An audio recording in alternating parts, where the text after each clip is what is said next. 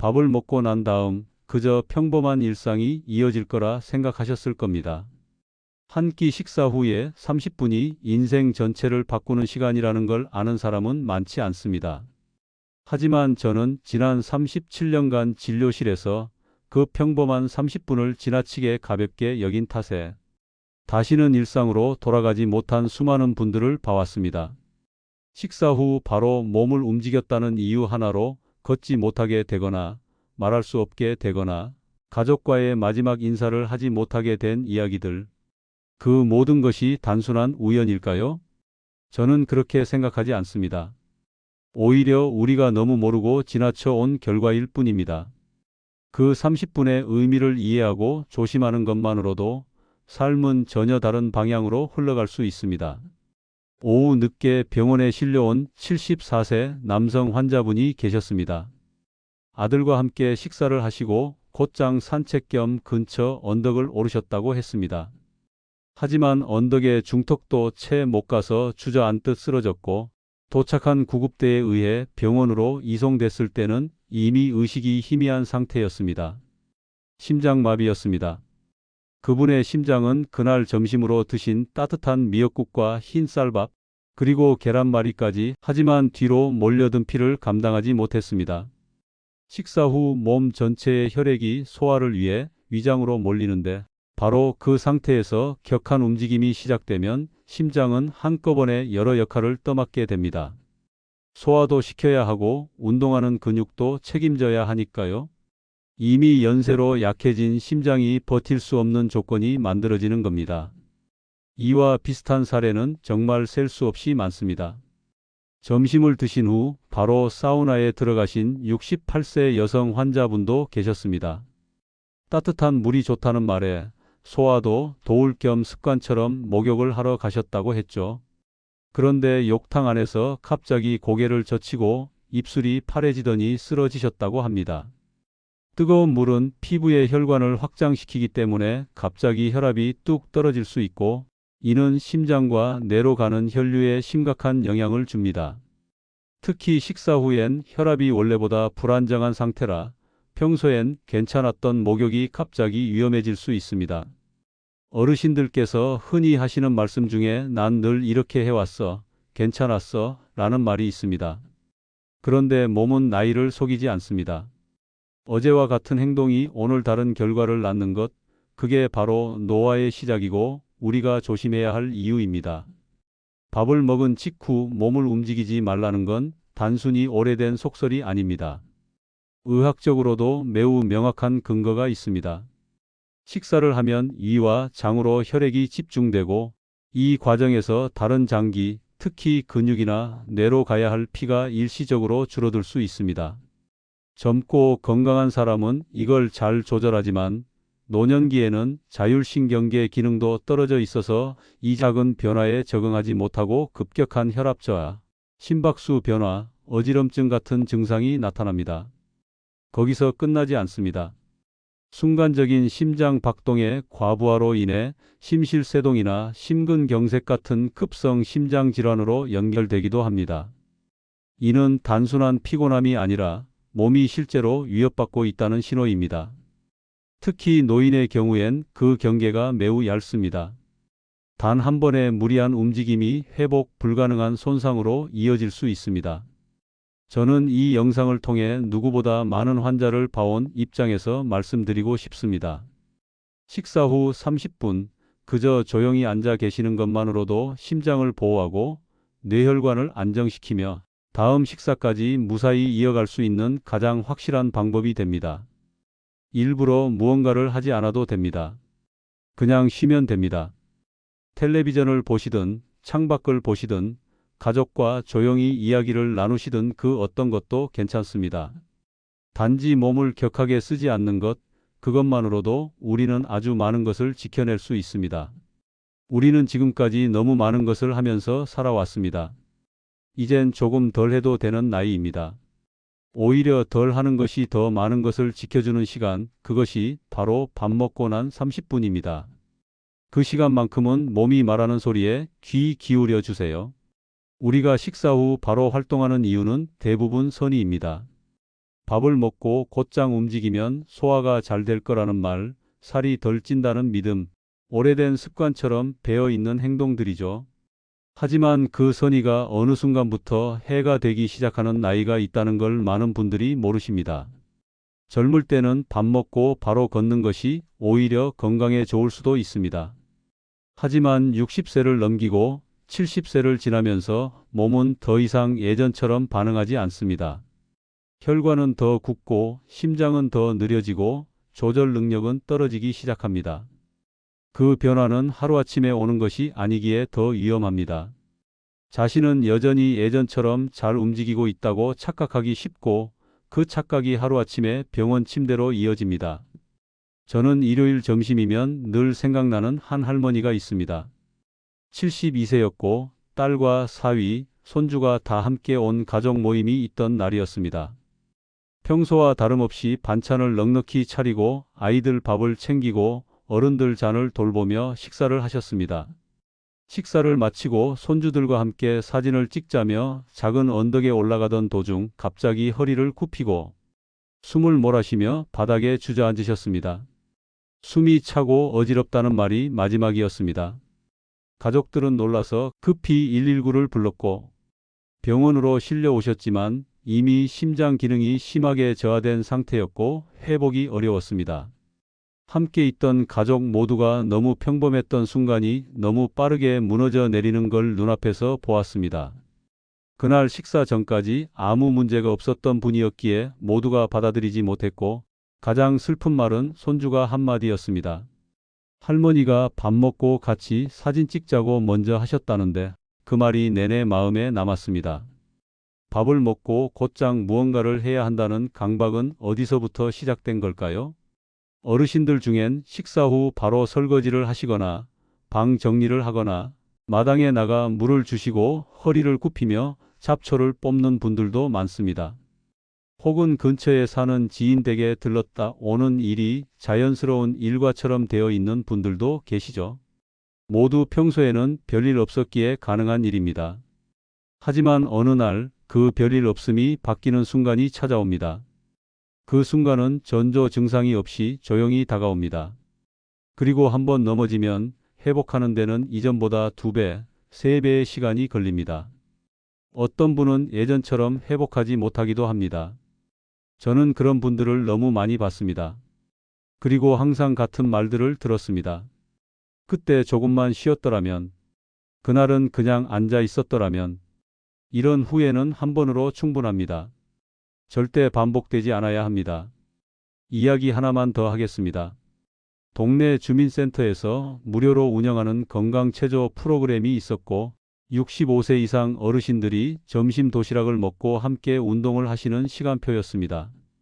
운동 프로그램 자체는 잘 짜여 있었고 내용도 무리 없는 수준이었습니다. 하지만 문제는 시간대였습니다. 점심을 드시고 바로 시작되는 일정이다 보니 몇몇 어르신들에겐 부담이 될 수밖에 없었습니다. 실제로 한 어르신이 운동 도중 갑자기 안색이 창백해지며 몸을 가누지 못하셨고 급히 병원으로 이송되셨습니다. 다행히 큰 후유증 없이 회복되셨지만 이후에는 어르신들이 자발적으로 식사 후 30분은 휴식을 취하고 운동을 하자고 프로그램이 바뀌었습니다. 단지 시간표를 조금만 조정했을 뿐인데 그 후로 유사한 사고는 단 한 건도 발생하지 않았습니다. 이것이 바로 작은 실천의 힘입니다. 식후 활동이 모두 나쁜 건 아닙니다. 오히려 일정 시간이 지난 후에 가벼운 산책은 혈당 조절, 소화 촉진, 기분 전환 등 다양한 이점을 줍니다. 하지만 문제는 타이밍입니다. 노년기의 몸은 반응 속도가 느려지고 조절 능력이 떨어지기 때문에 식사 후 30분이라는 시간은 몸이 안정을 되찾고 다음 활동을 준비하는 최소한의 여유입니다. 이 여유를 무시하면 몸은 신호도 보내지 못한 채 무너질 수 있습니다. 그리고 그 결과는 단순한 피로가 아닙니다. 심장마비, 뇌졸중, 실신, 낙상, 심하면 의식소실까지 이어집니다.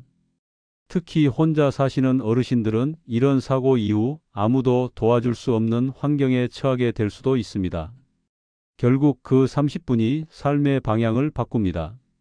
그 시간 동안 가만히 있는 것이 무언가를 열심히 하는 것보다 훨씬 더 가치 있을 수 있다는 사실 꼭 기억하셔야 합니다. 식사 후 30분, 그 시간을 어떻게 보내느냐에 따라 오늘 하루의 건강이 결정될 수 있습니다. 저는 이 시간만큼은 어떤 외출도, 어떤 큰 움직임도 하지 말라고 조심스럽게 권해드립니다. 사실 많은 분들이 그렇게까지 조심해야 하느냐고 되묻기도 하십니다. 그런데 의사로서 제가 본 가장 위험한 순간들은 바로 이 시간에 집중되어 있었습니다. 평소와 다를 바 없는 오후, 단지 밥을 드셨다는 이유 하나로 건강한 분이 갑자기 쓰러지고 다시는 그날 이전의 상태로 돌아가지 못하는 경우가 적지 않았습니다. 식후에는 반드시 피해야 할 행동들이 있습니다. 그 중에서도 오늘은 첫 번째로 물놀이에 대해 이야기하려 합니다. 여름만 되면 물놀이 사고가 뉴스에 오르내리지만 정작 왜 위험한지 알고 계신 분은 많지 않습니다. 특히 어르신들에게 물놀이는 예상보다 훨씬 더 많은 위험을 안고 있습니다. 우선 식사 후에는 위장으로 혈액이 몰립니다. 이는 음식물 소화를 돕기 위한 생리적인 반응입니다. 그런데 이때 차가운 물에 들어가게 되면 우리 몸은 급격한 혈관 수축 반응을 일으킵니다. 피부의 혈관이 갑자기 수축하면서 혈압이 요동치고 심장은 더 빠르게 펌프질을 하게 됩니다. 젊은 사람이라면 이런 변화에 적응할 수 있겠지만 노년기에는 이 조절 능력이 상당히 떨어져 있기 때문에 갑작스러운 반응이 곧 쇼크로 이어질 수 있습니다.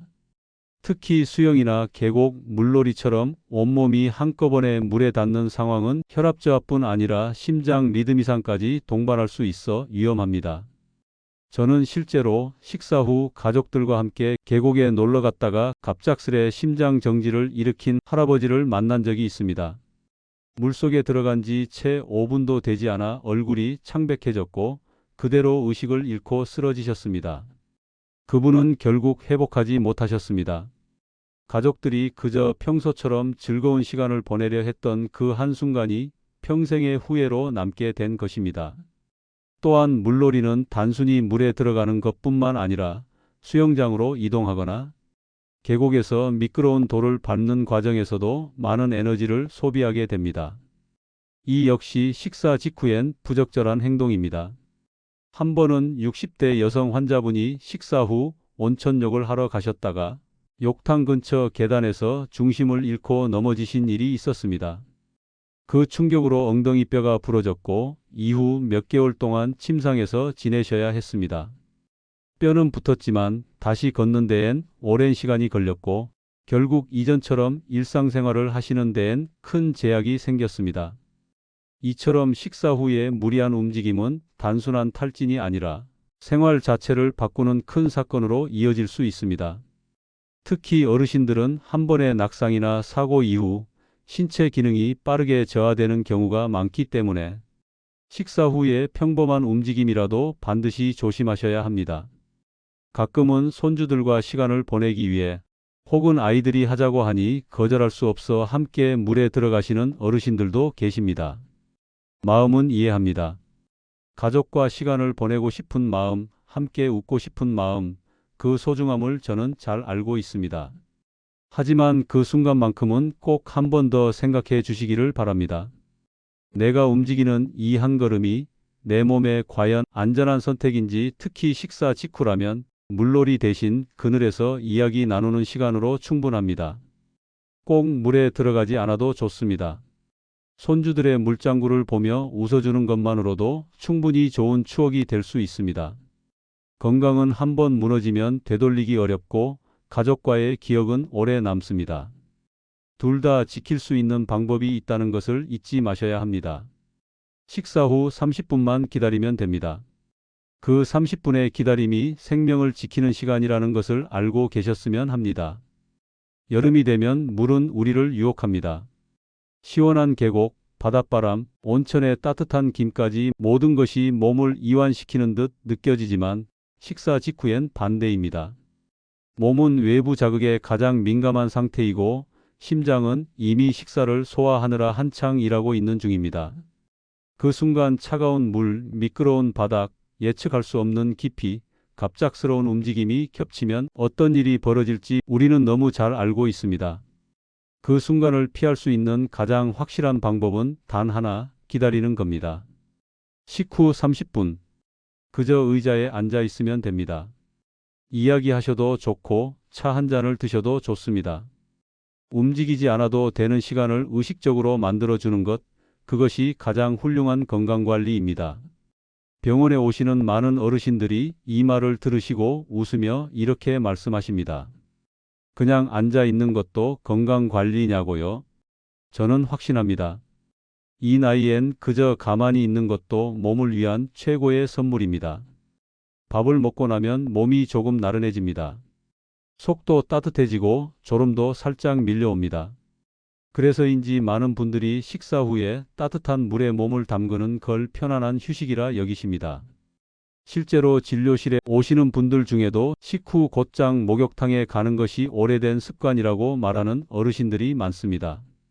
하지만 그 습관이 언젠가부터 몸에 큰 위험이 된다는 사실을 아시는 분은 드뭅니다. 특히 뜨거운 물로 샤워하거나 탕에 들어가는 행동은 식사 직후에 절대 권하지 않습니다. 저는 여러 차례 이 평범한 행동 하나로 인해 의식을 잃고 병원에 실려온 분들을 봐왔습니다. 그리고 그중 몇몇은 다시 일어나지 못하셨습니다. 몸을 씻는 것이 건강에 나쁘다는 말이 아닙니다. 식사 직후에 뜨거운 목욕이 특히 위험하다는 것을 강조드리는 것입니다. 사람이 밥을 먹으면 소화를 돕기 위해 위장으로 혈액이 몰립니다.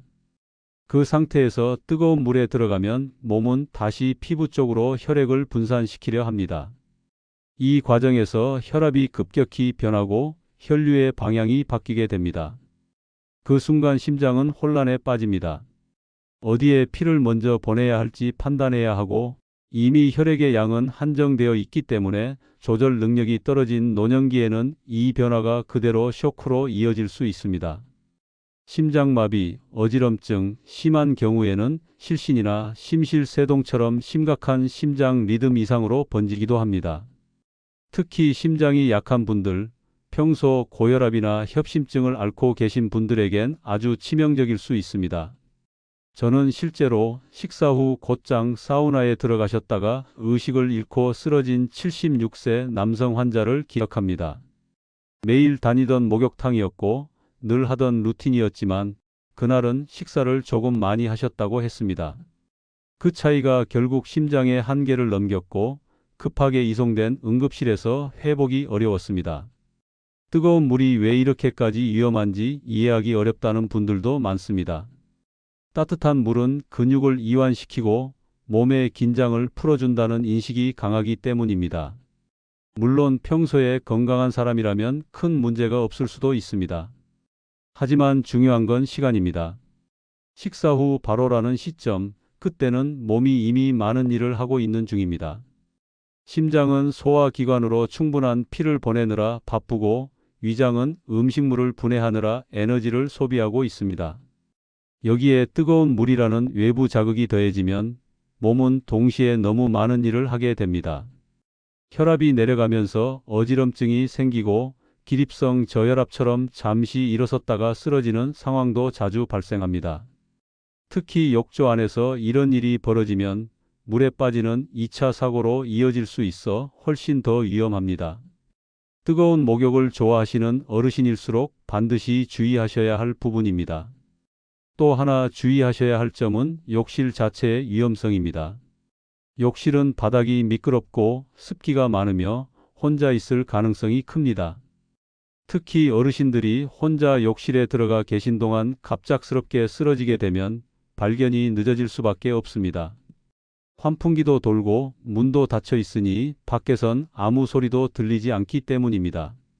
저는 실제로 환자분 가족에게 이런 이야기를 들은 적이 있습니다. 평소보다 목욕이 좀 오래 걸리는 것 같아 문을 두드렸더니 안에서 아무 대답이 없었다고요. 결국 문을 따고 들어갔을 때는 욕조 안에서 의식을 잃고 계셨고 급히 이송했지만 회복은 쉽지 않았습니다. 가족들은 늘 드시던 점심을 드신 직후 목욕을 하신 것 외에는 특별한 것이 없다고 했습니다. 몸이 스스로 회복할 시간을 갖기 전에 자극을 준 것이 결과적으로는 위험한 상황을 만든 것입니다. 그리고 이런 일은 전혀 특별한 조건이 아니더라도 누구에게나 벌어질 수 있는 일입니다. 그렇다면 어떻게 해야 할까요? 목욕을 하지 말라는 것이 아니라 시간을 조절하셔야 한다는 말씀을 드리고 싶습니다. 식사 후 최소 1시간 정도는 조용히 앉아 계시고 몸의 열기가 가라앉고 심장이 안정되었을 때 천천히 움직이시는 것이 좋습니다. 특히 욕조에 들어가실 경우 갑자기 뜨거운 물에 들어가지 마시고 먼저 발부터 적시고 천천히 몸을 담그는 것이 중요합니다. 욕탕 안에서 어지럼증이 느껴지면 즉시 나와야 하며 절대 참고 버티려 하지 마셔야 합니다. 또한 가능한 한 가족이 집에 있을 때 혹은 다른 누군가가 가까이에 있을 때 목욕하시는 것도 좋습니다. 몸은 생각보다 빠르게 반응하지 못하고 특히 연세가 있으신 분들은 상황을 자각하기도 늦기 때문입니다. 평소에 괜찮았다고 안심하기보다는 오늘도 조심해야 한다는 마음을 갖는 것이 가장 좋은 예방입니다. 식사 후에 뜨거운 물, 지금부터는 잠시만 미뤄두세요. 그 기다림이 생명을 지켜줍니다. 우리는 건강을 위해 몸을 움직이라고 배워왔습니다. 걷기 운동이 좋다. 가벼운 등산이 혈액순환에 도움을 준다. 자전거 타기가 관절에 부담이 덜하다. 이런 말들은 이미 생활 속에 깊이 자리 잡고 있습니다. 그래서인지 어르신들 중에서도 하루에 한 번은 반드시 운동을 해야 마음이 편해진다는 분들이 많습니다. 실제로 그런 생활 습관은 매우 바람직합니다. 하지만 그 운동이 언제 이루어지는가? 바로 그 시간이 문제입니다. 밥을 먹고 나서 곧장 운동하러 나가시는 어르신들이 계십니다. 식후에 움직이면 소화가 더 잘 된다는 말을 믿고 혹은 체중이 늘까 걱정되어 바로 걸으러 나가시는 분들도 계십니다. 그런데 바로 그 행동이 건강을 위한 노력이라기보다는 몸을 힘들게 하고 병원으로 이끄는 원인이 될 수 있다는 사실을 아시는 분은 많지 않습니다. 식사 후 격한 운동은 절대 피하셔야 합니다. 그게 건강을 지키는 첫 번째 습관입니다. 제가 기억하는 한 사례는 78세의 정모 어르신입니다. 평소에도 굉장히 건강하셨고 매일 5,000보 이상 걷는 걸 일과처럼 실천하셨던 분입니다. 그날도 점심을 드시고 운동화를 신으시고 바로 뒷산을 오르셨다고 합니다. 그런데 그날은 평소보다 계단을 오르는데 유독 숨이 차셨고 가슴이 답답하다는 생각이 들었지만 무리하지 않겠다고 마음을 먹고 계속 걸으셨다고 했습니다. 하지만 얼마 가지 않아 중심을 잃고 쓰러지셨고 근처에 있던 분이 급히 도움을 요청해 병원에 오셨습니다. 심전도 검사 결과 식후 심장 부담으로 인해 일시적인 심근어혈이 왔던 상황이었습니다. 다행히 빠르게 회복하셨지만 의사는 명확히 이야기했습니다. 식사 후엔 절대로 산에 오르지 말 것. 그리고 운동은 식후 1시간 이상 충분히 쉬고 난 뒤에 가볍게 시작할 것. 이런 당연해 보이는 조언이 의외로 실천되지 않고 있다는 게 현실입니다. 밥을 먹으면 우리 몸은 소화 기능에 집중합니다. 위장으로 많은 양의 피가 몰리고 심장은 그 흐름을 유지하기 위해 평소보다 더 많이 뛰어야 합니다. 그 상황에서 격한 움직임이 추가되면 근육으로도 혈액이 가야 하기에 심장은 동시에 두 방향의 요구를 감당해야 하는 처지에 놓입니다. 소화기관이냐, 운동기관이냐? 이 선택을 몸이 잘 못하게 되면 어떤 일이 생길까요? 어지럼증, 호흡곤란, 가슴 통증, 심지어 실신까지 이어질 수 있습니다. 특히 고혈압이나 당뇨병을 앓고 있는 분들에겐 혈압이 불안정해질 가능성이 크기 때문에 이 조합은 더욱 위험합니다. 많은 분들이 운동은 무조건 좋은 거라고 생각하시지만 노년기에는 언제, 어떻게 하느냐가 훨씬 더 중요합니다. 운동 자체보다 운동의 타이밍이 건강을 가르는 기준이 됩니다. 식사 후 바로 운동하는 습관은 그 어떤 약보다 몸에 해로울 수 있습니다. 제가 진료하던 시절 한 할머니는 늘 점심 식사 후 마을 회관에 가서 실내 자전거를 타셨습니다. 체중 관리에 도움이 된다고 해서 몇 년째 꾸준히 하고 계셨던 분입니다. 그런데 어느 날 식사를 조금 늦게 하셨고 운동 시간은 그대로였던 날이었습니다. 그날 자전거를 타는 중 갑자기 어지럽고 속이 메스꺼운 느낌이 들었다고 하셨고 결국 기절 상태로 실려 오셨습니다. 검사 결과 혈압이 급격히 떨어진 상태였고 식사 직후의 운동이 원인이었습니다. 어르신은 이 일이 있고 나서야 식사 후엔 반드시 1시간 이상 쉬고 가볍게 걷는 정도로 바꾸셨고 이후엔 비슷한 증상이 다시 나타나지 않았습니다. 아무리 익숙한 습관이라도 나이와 함께 바뀌어야 한다는 걸 이 사례는 잘 보여줍니다. 우리는 몸의 변화를 인정하고 그에 맞는 방식으로 생활을 조정해 나가야 합니다. 예전엔 괜찮았던 것이 오늘은 위험할 수 있다는 사실을 받아들이는 것, 그것이 건강한 노후의 출발입니다. 그렇다면 식사 후 운동은 모두 안 되는 걸까요? 아닙니다. 운동은 반드시 필요하고 오히려 하루의 일정량의 움직임은 장기적으로 매우 큰 건강 혜택을 줍니다. 하지만 식사 후 30분 동안은 반드시 쉼의 시간을 가져야 합니다. 이 시간 동안 몸은 소화기관에 집중하고 있고 안정적으로 혈류를 조절하는 데 에너지를 쓰고 있기 때문입니다. 식사 후 1시간이 지난 뒤에는 가볍게 몸을 푸는 정도의 산책이나 스트레칭이 좋습니다. 빠르게 걷거나 숨이 찰 정도의 운동은 피하시고 주변 경치를 보며 천천히 걸어보는 식으로 일상을 조정해 보세요. 저는 환자분들에게 이런 말씀을 자주 드렸습니다. 운동을 많이 하는 것보다 잘하는 게 중요합니다. 건강을 지키기 위해 하는 운동이 되려 건강을 해치지 않도록 식사 후 운동은 꼭 타이밍을 고려해서 시작해 주시길 바랍니다. 식사를 마치고 나면 자연스럽게 졸음이 밀려옵니다. 특히 점심을 드신 뒤에는 따뜻한 햇살과 조용한 분위기가 더해져 눈을 감고 싶어지는 건 너무도 자연스러운 현상입니다. 실제로 많은 어르신들이 식사 후 바로 눕거나 소파에 기대 잠시 눈을 붙이시는 습관을 갖고 계십니다. 몸이 원하니 쉬는 것이지 나쁜 건 아니라고 말씀하시죠. 하지만 문제는 그 자세와 타이밍에 있습니다. 식사 직후 곧바로 눕는 행동은 위와 식도 사이의 근육에 부담을 줘서 음식물이 위에서 식도로 역류할 가능성을 높입니다. 그 결과는 속쓰림, 목 통증, 심한 경우엔 기침, 가슴 답답함, 숨막힘 같은 증상으로 이어지죠. 이걸 의학적으로는 위식도 역류라고 합니다. 특히 고령자일수록 이러한 역류성 식도염 증상이 반복되면 식도 내 점막 손상이 심해지고 만성적인 염증으로 번지기 쉽습니다. 식사 후에 단잠이 결국 몸에 누적된 불편함으로 되돌아올 수 있다는 걸 꼭 기억하셔야 합니다. 저는 예전에 80세가 넘은 한 어르신을 진료한 적이 있습니다. 그분은 평소 소화는 잘 되는데 이상하게 밥 먹고 나면 목이 따끔거리고 가끔은 밤에 기침이 나서 잠을 깨기도 한다고 하셨습니다. 약을 드셔도 좋아지지 않자 검사를 해봤고 결국 위식도 역류로 인한 만성 식도염이라는 진단이 나왔습니다. 알고 보니 그 어르신은 점심을 드시고 항상 바로 누워 낮잠을 주무셨다고 했습니다. 침대에 등을 대자마자 잠이 들 정도로 숙면을 취하셨는데 그게 오히려 문제였던 겁니다. 위에 남아있던 음식물이 자는 사이에 천천히 식도로 올라오고 그것이 반복되면서 식도에 자극을 주었던 것입니다. 치료도 중요하지만 습관을 바꾸는 게 가장 필요했습니다. 식사 후 바로 눕지 말고 최소 30분은 앉아 있다가 천천히 몸을 눕히고 가능하면 머리를 약간 높여 자는 방식으로 생활을 바꾸셨습니다. 그 이후로 증상은 현저히 줄어들었고 어르신도 그제야 잠을 편히 잘 수 있게 되었다며 고마워하셨습니다.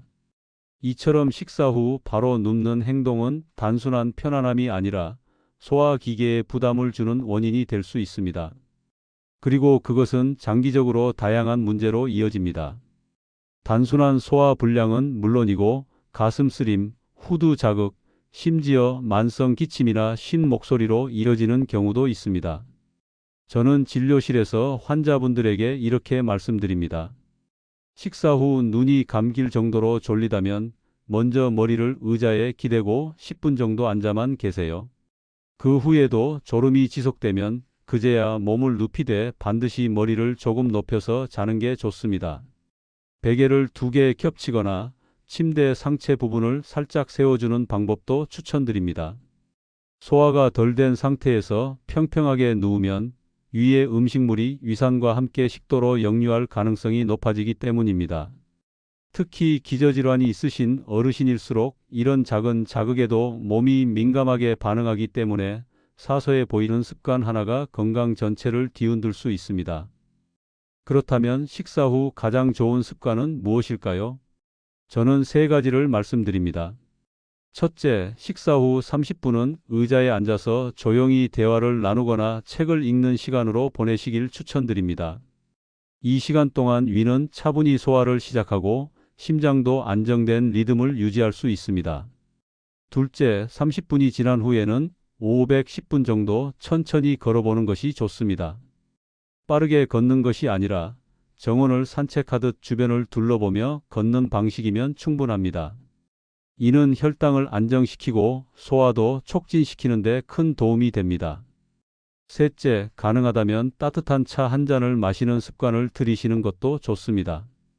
생강차, 보리차, 국화차처럼 자극적이지 않으면서 위를 편안하게 해주는 차들이 좋습니다. 이 세 가지 습관만 잘 지켜도 식후 건강은 확연히 달라집니다.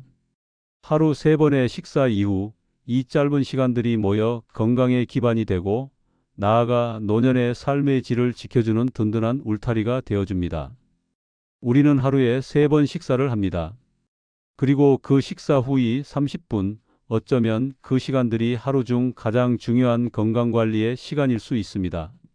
먹는 것만큼 중요한 건 먹은 다음의 행동입니다. 물놀이도 목욕도 운동도 낮잠도 모두 나쁜 것이 아닙니다. 다만 식사 직후엔 잠시만 기다려 주세요. 몸이 다시 안정될 시간을 주고 심장이 숨을 고를 수 있도록 도와주는 것. 그것이 내가 내 몸에 해줄 수 있는 가장 기본적인 배려입니다. 저는 지난 37년간 수많은 환자들을 진료하며 그런 아주 작고 조용한 배려가 생명을 지키는 순간으로 이어지는 장면들을 봐왔습니다. 그분들이 후회 없이 하루를 마무리하고 다음 식사를 또 건강히 맞이할 수 있었던 건 바로 그 30분 덕분이었습니다. 당신도 오늘 식사 후 조용히 의자에 앉아보세요. 그것만으로도 건강한 삶을 위한 큰 발걸음이 시작됩니다. 그리고 그 발걸음을 매일 반복해 보세요. 그 습관이 당신의 몸을, 삶을 지켜줄 겁니다. 오늘 영상이 당신의 하루의 작은 쉼표가 되었다면 그걸로 저는 충분히 만족합니다. 다음 영상에서도 더 건강하고 더 따뜻한 이야기를 들고 찾아뵙겠습니다. 영상이 마음에 드셨다면 좋아요와 구독, 알림 설정까지 잊지 마시고요. 다음 영상에서 더 자세한 건강 이야기를 들려드립니다. 지금 바로 영상 위를 클릭해서 시청해 보세요.